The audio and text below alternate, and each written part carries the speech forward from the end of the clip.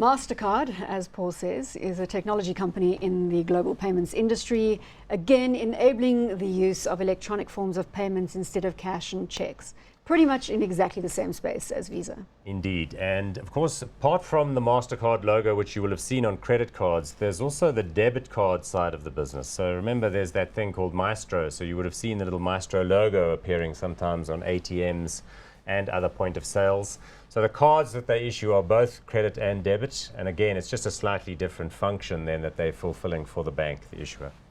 Much smaller than Visa at $90 billion, PE of 25, dividend yield of nearly 1%. They've done roughly the same. So the share price chart, we can put it up now, we might as well. If you put a 5-year or 10-year chart of these two stocks over, they look very similar. Just remind me of the market cap on Visa that we were chatting about a moment ago. 160 odd so billion. It really is half the size. Yeah, and it's because at one point or another, two of these things were created. Both banks, or many banks, elected to issue cards with both. But for one reason or another, Visa offered better deals to the banks.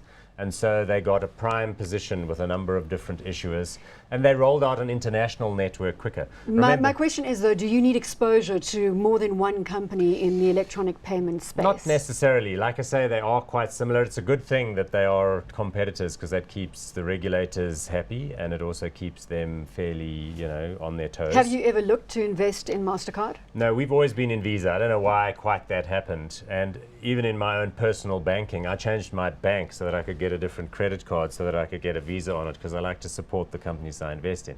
Whereas my core bank only offered MasterCards.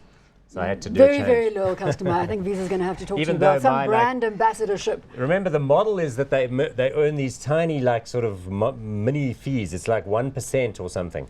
What they earn a lot of money from is international payments. So whenever there's a currency exchange going on, if you travel with your card and then it goes back to your home bank, there's some Bottom solid line, money it's a being volume made. game. Yeah. You want to be in this kind of business. And the volumes look good. So we're seeing rising volumes because in emerging markets where people, have little bits and pieces of cash, they're switching.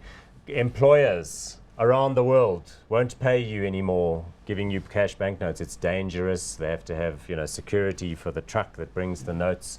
So they're insisting on everybody owning a bank account, and then of course what comes with it is a debit card and a credit card.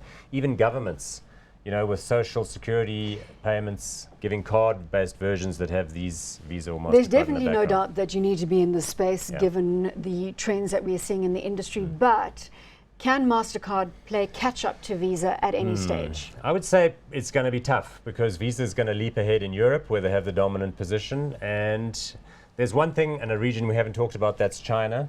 China, in the early days of its evolution of its financial system, developed its own payment system like Visa and MasterCard called Union Pay, and all payments in China went through Union Pay. But now you do have Visa and MasterCard in the last operational in 6 China. months, they allowed it. The Chinese said, look, we're fine, you can do it. So this means that Visa's people have been going in now, connecting up all the banks and the vendors and finding and checking where they can put points of sale into stores.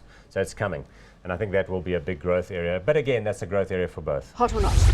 I'm going to say I'm hot on this one. You're not. I am hot on it. I think it's got the same kind of underlying fundamentals. I prefer Visa, but if for one reason or another, maybe you're the person that has the bank that only has the MasterCard. You can be the Visa ambassador, and we'll put it out there. Somebody else can be the MasterCard ambassador. And it's listed in New York. It's got adequate liquidity. It's got a good management team. It's based on the east coast of the US, whereas Visa's based on the west coast.